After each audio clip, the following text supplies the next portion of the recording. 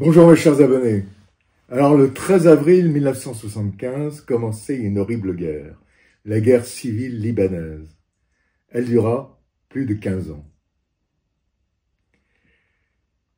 Moi, le 13 avril 1975, j'étais au Vietnam, j'étais à Saigon, et je suis rentré de Saigon qui est tombé le 30 avril 1975.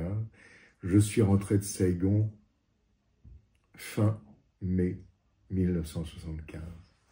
Et donc j'arrivais à Paris et le directeur de cinéma me demanda d'aller au Liban. Aujourd'hui, nous allons parler d'un sujet qui a bouleversé complètement le Moyen-Orient et bien entendu le Liban, puisque nous allons parler de la guerre civile libanaise. Guerre civile libanaise qui dura 15 ans. 15 ans, de 1975 à 1990, vous vous rendez compte. Pendant ce temps, les milices libanaises, quelles qu'elles soient, et palestiniennes, s'entre-déchirèrent. Il y a eu des centaines de milliers de morts.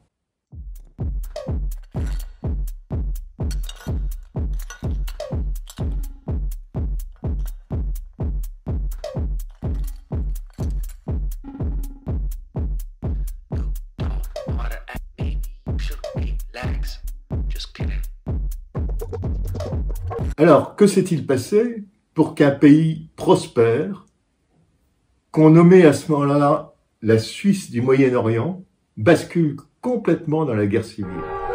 Sur un atlas, le Liban apparaît sous la forme d'une tache minuscule, comme un coquillage déposé sur le rivage d'Asie par les vagues de la Méditerranée orientale.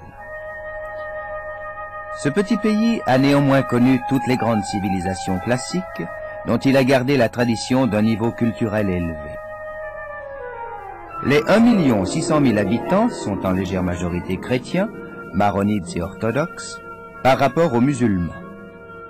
La langue maternelle est l'arabe, mais on parle couramment le français et l'anglais.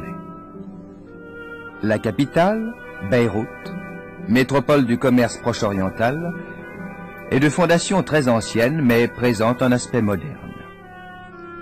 La République libanaise est peu industrialisée. Son atout économique majeur réside dans le tourisme, grâce à sa longue et belle côte maritime, ses montagnes salubres et ses admirables paysages.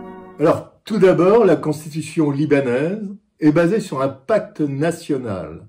Pacte national au terme duquel la présidence de la République va à un chrétien maronite, celle du gouvernement va à un musulman sunnite, et la présidence du Parlement libanais va à un chiite. Bon.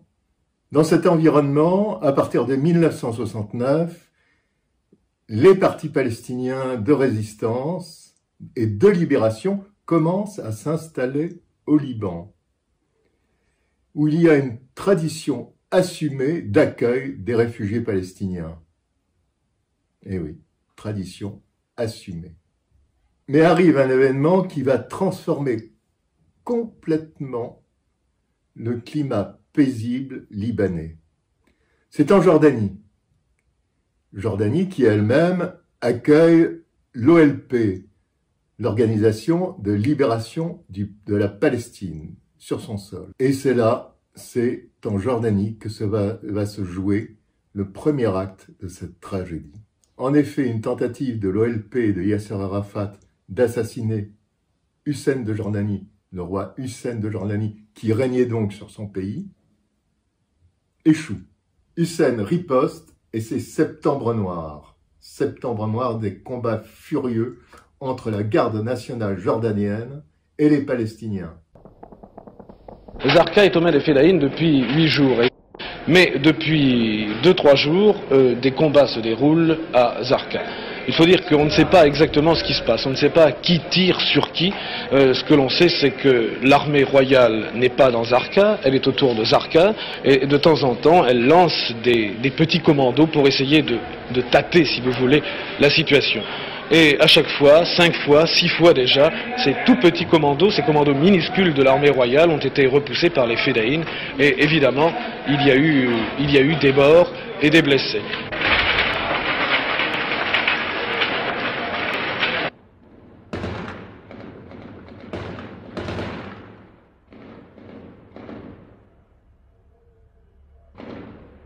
l'OLP est finalement obligée de fuir. L'OLP s'installe au Liban. À partir de là, le sort du Liban en est jeté. En effet, Israël ne va pas voir d'un bon œil l'implantation de ces mouvements de résistance sur sa frontière avec le Liban. D'autre part, nous sommes encore dans la guerre froide. Moscou aide la Syrie, Washington, Israël, bien sûr. Des coups de main sont effectués par les Palestiniens sur la frontière du Sud-Liban. Tzahal répond par des bombardements. Moi, je reviens de Damas où j'ai suivi les voyages du président Nixon, donc président des États-Unis, au Moyen-Orient. Nixon, comme Kissinger, veut la paix au Moyen-Orient. Donc, il va voir les différents protagonistes égyptiens, syriens, jordaniens du Moyen-Orient.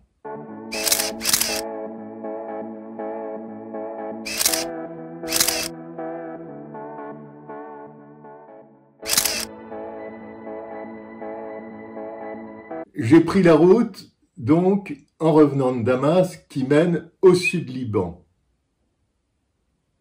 D'un seul coup, stupeur, des explosions partout, des avions dans le ciel. Il y a un bombardement devant moi. Je sors, prends un boîtier et je fais ces quelques photos.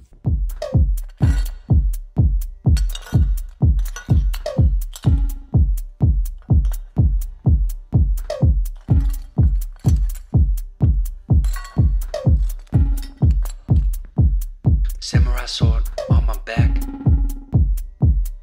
You don't know how to relax. Maybe you should relapse.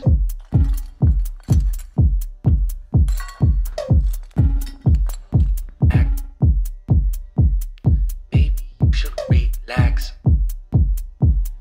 Maybe you should relapse. Just kidding.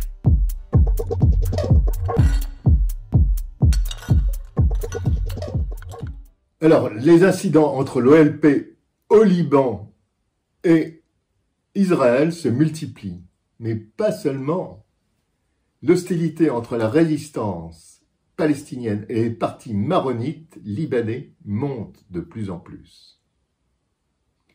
Parti maronite chrétien libanais.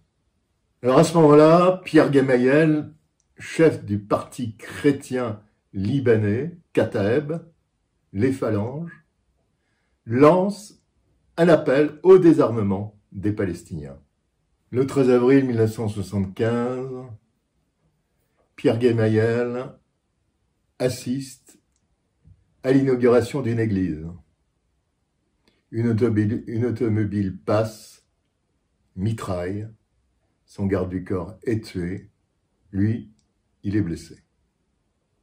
Dans l'après-midi, des miliciens des phalanges libanaises de Gemayel mitraillent un autobus. Il y a 27 morts et les affrontements se généralisent. Palestiniens et phalangistes dressent des barricades, s'affrontent au fusil, à la roquette, au lance-roquettes, dans Beyrouth. Beyrouth qui va être dévastée. Beyrouth, 13 avril 1975, des combattants du FDLP, le Front démocratique de libération de la Palestine, célèbrent l'anniversaire de leur premier raid, celui du massacre, un an plus tôt, de Kiryat Shmona, un village israélien à la frontière libanaise, un massacre qui fait 18 morts civils, dont 9 enfants.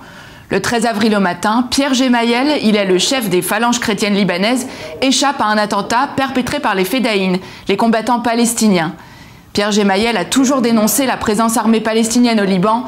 L'installation de plusieurs centaines de milliers de réfugiés palestiniens au sud du pays a bousculé l'équilibre démographique entre les communautés libanaises. L'arrivée des réfugiés palestiniens divise. Des Libanais épousent la cause révolutionnaire palestinienne, d'autres rejettent la présence militaire des Fedaïn qui arrivent au Liban après les accords du Caire de 1969. Accords qui légalisent la présence armée des Fedaïn au sud Liban. L'attentat qui cible Pierre Gemayel ce matin du 13 avril fait 7 morts, dont l'un de ses gardes du corps. Quelques heures plus tard, environ 1 millier de Fedaïn défilent dans Beyrouth. Une parade militaire qui fait suite aux célébrations du massacre de Kiryat Shmona. Les manifestants sont enhardis par leur propre force, le cortège scande des slogans marxistes-léninistes et s'engage, arme à la main, en dehors du quartier palestinien, dans le quartier chrétien d'Ain Roumané à Beyrouth. La population assiste inquiète à la manifestation, elle redoute des affrontements avec les phalangistes.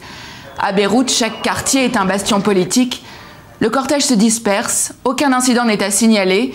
Les Palestiniens prennent la route du retour vers les camps de réfugiés où ils habitent. Un bus qui transporte des Palestiniens du camp de Tel Zahatar est attaqué par les milices phalangistes. Représailles au meurtre du matin. 31 passagers sont tués. Les 3 jours qui suivent plongent Beyrouth dans la terreur. Les habitants sont terrés chez eux, les explosions défigurent la capitale libanaise. La ville appartient aux combattants. Les rues se transforment en champs de bataille, Beyrouth est à feu et à sang. Ce 13 avril 1975 marque le début d'une guerre qui s'achèvera 15 ans plus tard, une guerre qui met aux prises les principaux acteurs du Proche-Orient et du Moyen-Orient, Israël, Syrie, Iran, un conflit qui fera entre 130 000 et 250 000 victimes. Moi, j'arrive au Liban un peu plus tard. J'arrive de Saïgon, où j'ai été retenu, comme tous les journalistes qui étaient présents, par les communistes vietnamiens. Et donc, j'arrivais à Beyrouth, et j'assistais horrifié à la destruction de cette ville que j'aimais tant, où j'avais séjourné longtemps, chez des amies libanaises, dans le quartier d'Achrafieh, le quartier chrétien. Alors du centre, je ne reconnaissais plus rien, je dis bien plus rien. C'était le quartier des hôtels. Le plus grand des hôtels s'appelait le Saint-Georges. Hôtel magnifique, absolument magnifique. Il était complètement éclaté, complètement brûlé.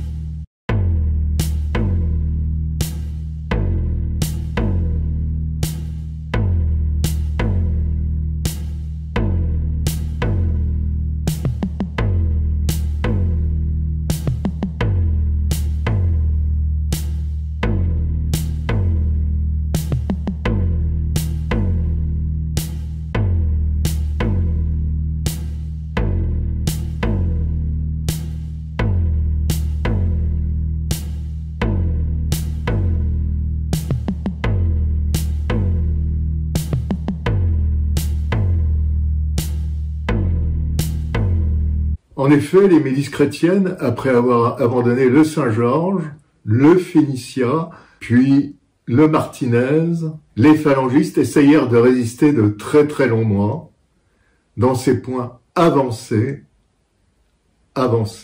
des hôtels où ils avaient une vue sur Beyrouth-Ouest, sur toutes les ruelles de Beyrouth-Ouest, ce qui était très important pour eux.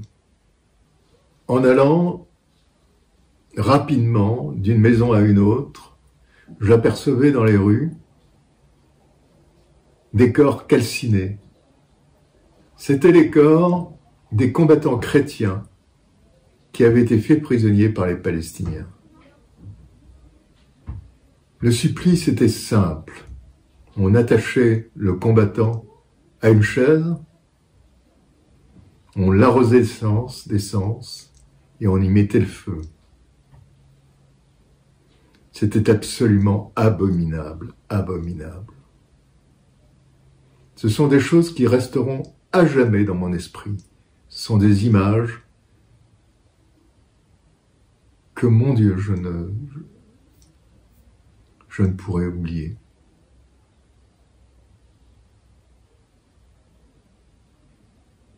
Les images et l'odeur. Horrible. Alors, les dernières milices chrétiennes, phalangistes, tenaient encore l'Holiday-Inn, mais c'était très, très difficile. L'hôtel fut pris par les Palestiniens, repris par les chrétiens. Il y a eu des centaines et des centaines de morts dans ces combats.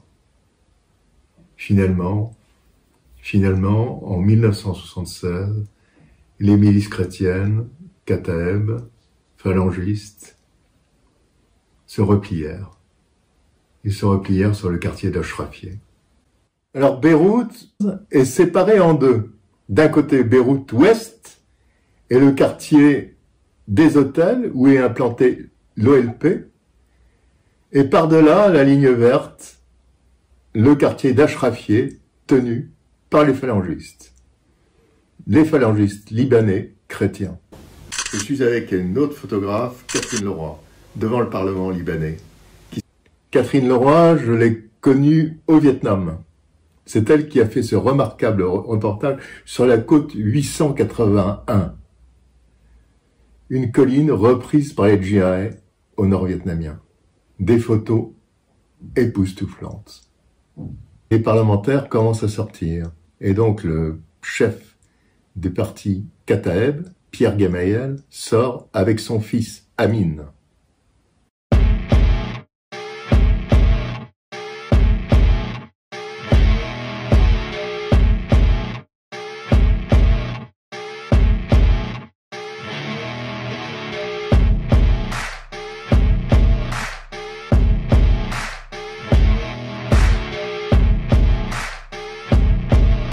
Soudain, les Palestiniens commencent à bombarder le Parlement. Je suis près de la voiture des Gemayel, avec un Nikon F2 et un 20 mm, je fais ces quelques photos. Je rafale. Le garde du corps plaque Amin Gemayel.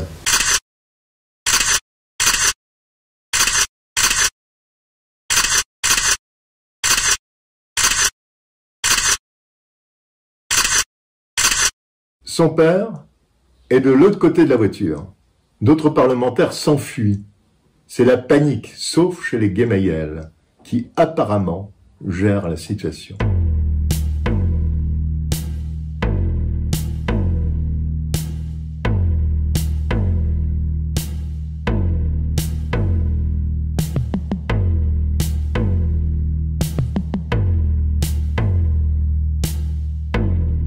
Bon, nous allons nous enfoncer de plus en plus dans la guerre civile, vous allez voir. Je vais vous parler de Beyrouth, de la guerre civile libanaise et comment j'ai pu échapper à des milices qui m'en voulaient à Beyrouth-Ouest. En effet, des myriades, je dis bien des myriades de petites milices pro-palestiniennes sévissaient dans Beyrouth-Ouest. Elles étaient absolument pas contrôlées par l'OLP, l'organisation de Yasser Arafat. Les plus connus et les plus redoutés étaient la milice Amal, qui était pro-iranienne, et le djihad islamique. Beaucoup de ces milices sont inféodées à la Syrie également. Et n'oublions pas que la Syrie va envahir le Liban quelques années plus tard. Beyrouth est complètement détruite. Il n'y a plus un immeuble debout. La ville est séparée en deux, Beyrouth-Ouest et le quartier d'Ashrafieh à Beyrouth-Est. Le quartier d'Ashrafieh est un quartier chrétien. Les milices chrétiennes se sont groupées autour de Pierre Gemayel et ses enfants, Amin et Béchir Gemayel. Moi, je reviens d'un reportage à Ashrafieh et j'arrive donc à Beyrouth-Ouest. J'ai passé la ligne des démarcations. J'arrive à Beyrouth-Ouest, je suis dans un no man's land. Je vais rejoindre mon hôtel qui se trouve à Beyrouth-Ouest. C'est alors que des hommes m'entourent. Ils rigolent et ils m'entourent. Moi, je meurs de peur.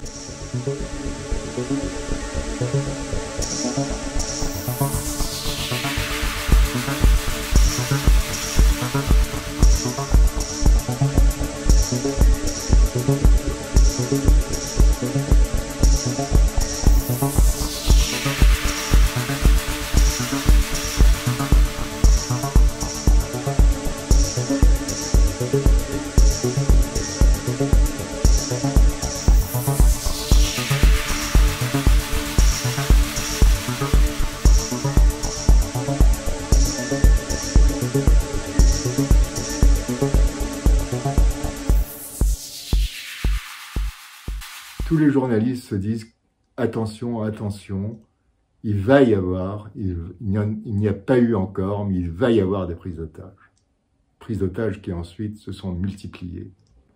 Alors, on est tous aux aguets, on se dit « Oui, il faut y aller par 2 ou par 3. » Moi, je suis allé tout seul à Ashrafieh, et je suis tout seul. Et là, les mecs m'entourent, ils rigolent, ils se foutent de ma gueule. Je sens que c'est pas bon du tout.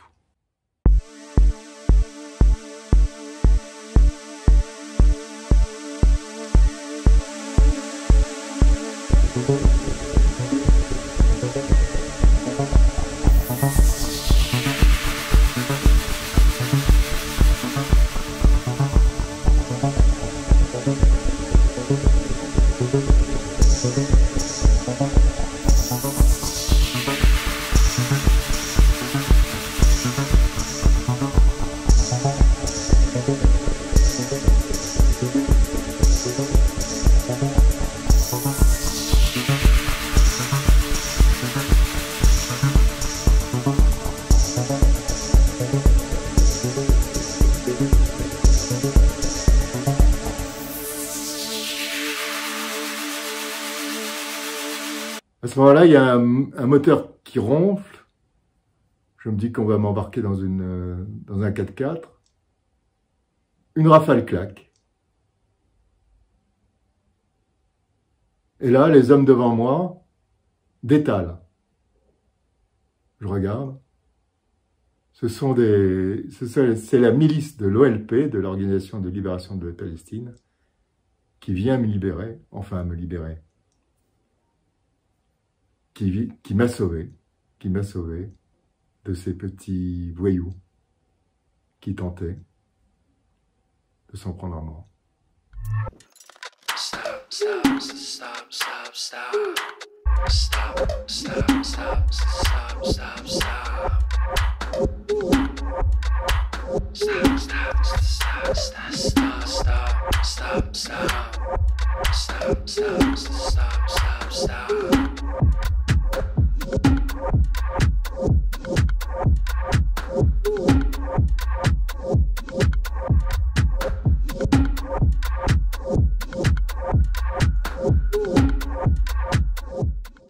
Voilà quelle était la vie des journalistes, la vie quotidienne des journalistes à Beyrouth au début de la guerre civile. Je vous remercie de votre attention, à très bientôt et n'oubliez pas le pouce. Ah, pas comme ça, mais n'oubliez pas le pouce quand même.